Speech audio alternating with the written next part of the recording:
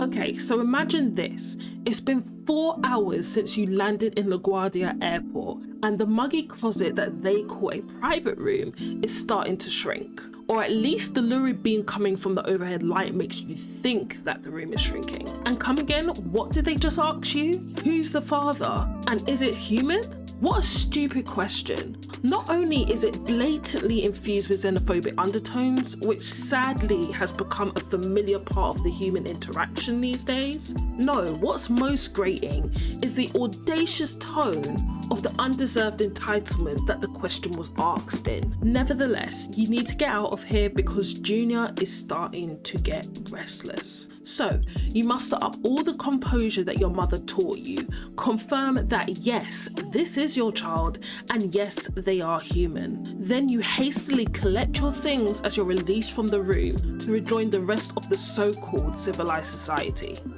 For some of you, that scenario reads as speculative fiction, but for some of us, and you know exactly who you are, these experiences are not confined to the dimensions of sci-fi and fantasy. Nnedi Okorafor, a Nigerian-American multi-award-winning author, has mentioned her personal experience of being pulled aside at one of the most compact USA airports for security and screening checks. For her and many others, it's become commonplace to be unwittingly pulled into in-group and out-group dynamics, and then forced to navigate through invasive interactions, which are often socio-culturally and politically charged. And it's that lived experience that Okorafor infused directly into the story of LaGuardia. LaGuardia is a 2019 graphic novel, which is set in a vibrant, alternate, Afrofuturistic universe, where present-day Earth appears to be crumbling under the weight of rising socio-political tensions. The tensions are being caused by the domestic and intergalactic mass migration,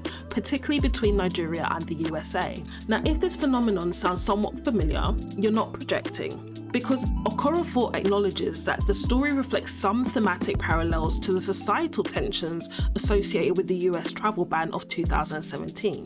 So I'm guessing that the majority of you who tuned into this essay have not read LaGuardia yet, so I'm not going to spoil it for you by covering the narrative scene by scene. Though compelling, the narrative wasn't the main thing that drove me to complete this novel in one sitting. It was actually the visual rhetoric that captured me from the jump. I mean, Afro-diasporan characters, cultures, and aliens were not the only aspects that made me fall in love with this novel. Rather, it was the way these characters, particularly the protagonists, were presented. Realistic, educated, and confident in their perspective and mission. For instance, Future, the protagonist, is a dark-skinned beauty with flowing locks who is quick-witted and dresses in ways that screams earthy black girl vibes. And like a lot of tailored Nigerian apparel, most of her outfits throughout the story are intricately detailed, well-fitted, but not overly performative. And although it's not confirmed in the novel, I feel these design choices were implemented not only to represent some of the iconic African culture aesthetics,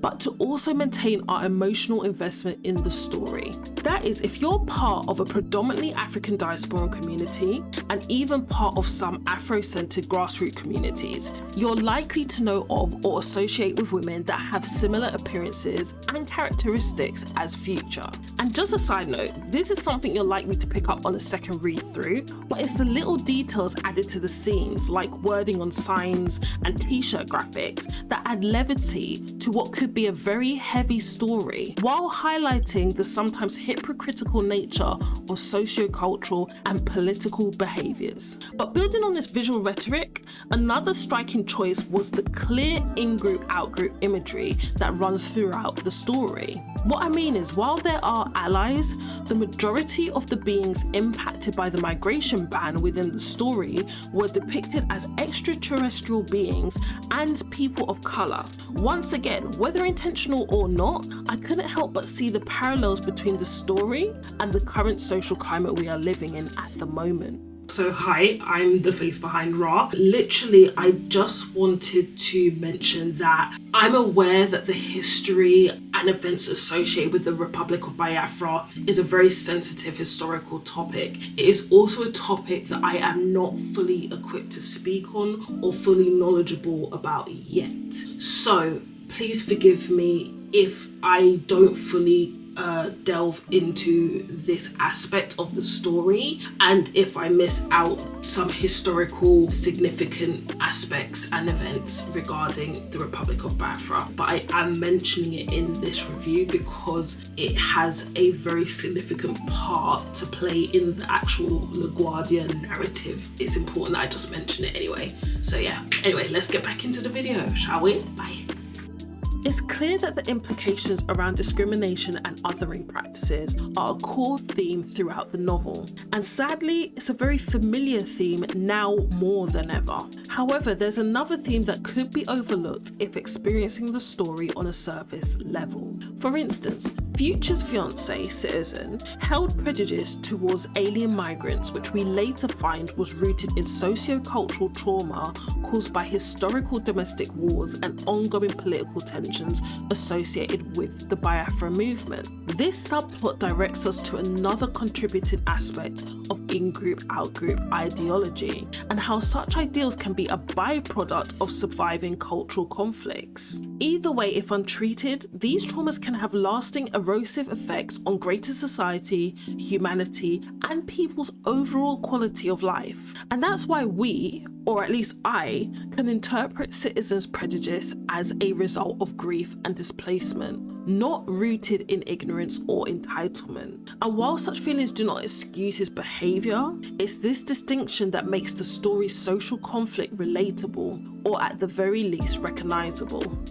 Now, this is just my perspective and may not be Okorafor's intent, but I can't help but feel that LaGuardia's story of heroism, activism and justice was designed for the female gaze. When reflecting on Future's journey, the story's artistic and structural choices seems to decentralise the male gaze, which is a unique and refreshing distinction that we don't get to see enough in most comics, or for that matter wider storytelling. What I mean is, at least 60% of the story focuses on the female protagonist and her extended support system, who are other female leads willing to stand their ground and protect their rights. In this story, women are the heroes, and their inherent attributes such as critical thinking, knowledge around human rights and the legal system are more than enough to protect their families and fight for social justice. There is not one point in the story where any of the female characters need to appeal to the traditional social norms and aesthetics to aid their overcoming of conflicts. Basically, what I mean is that Future doesn't need to dress more feminine or speak softer to garner social favour. And another interesting theme presented is the inversion of stereotypical gender interactions. For instance, a lot of stories that example activist-driven heterosexual partnerships will typically have male counterparts devise the plan, and their female counterparts, while often equally capable to lead, tend to fall into the supportive role. While LaGuardia inverts this dynamic, where Future devises and executes the plan to liberate her extraterrestrial friend, and later on in the story, Citizen joins the campaign to provide support. LaGuardia also presents two taboo perspectives that's rarely discussed in contemporary media. The first being that successful marriages do not always need a primary leader, and second, that healthy, long-lasting partnerships are not immune to conflicting perspectives and values. The story demonstrates that with good intentions and the support of positive peers, a stable family structure can exist without sacrificing one or both partners' pursuits of individual passion and goals. This concept is exampled beautifully where amidst the couple's conflicts, Future's grandma, the family matriarch, offers the couple mediative support. This in turn leads to the opening of the Future Citizen chapter, where Future and Citizen reunite and navigate through their newfound parenthood and differing perspectives on the current socio-political climate. Now, I'm not gonna lie to you, there are aspects of dialogue in this chapter where Citizen's rhetoric and behaviour is out of pocket. But like any healthy relationship between two imperfect beings, they are able to respectfully air their concerns and find a middle ground. And that's the beauty of this black indie graphic novel. You're not forced to side with activism, family, independence, partnership,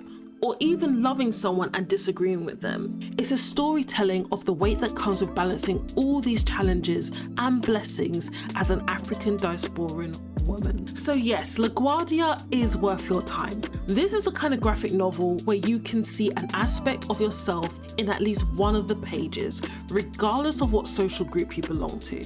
And if you're building a Black indie comic library, this is not optional. Put it in your basket. LaGuardia holds a mirror up to the world we're already living in and presents a new idea of the one we could build instead. And who better to show this than a woman with locks and carrying a key to building a better future? An African woman that tackles societal challenges while navigating a system that was never designed with her in mind. Future is the representation we never knew we needed to see until she graced the pages of this Afrofuturistic novel. But I want to know what you think. Have you read LaGuardia yet? And here's the real question. Whose side are you on? Futures or citizens? Drop it in the comments. I actually do read every single one. If this essay gave you something to think about, then the like button is right there. I suggest you hit it. And for those who don't know, I'm Ra. This is my channel, a home to deep dives into Black representation in animation, comics, film, game, and media. You know, the conversations that don't get enough airtime. If that sounds like your thing, subscribe and come back because we've got loads more to talk about. I'm gonna see you in the next one, guys. Bye!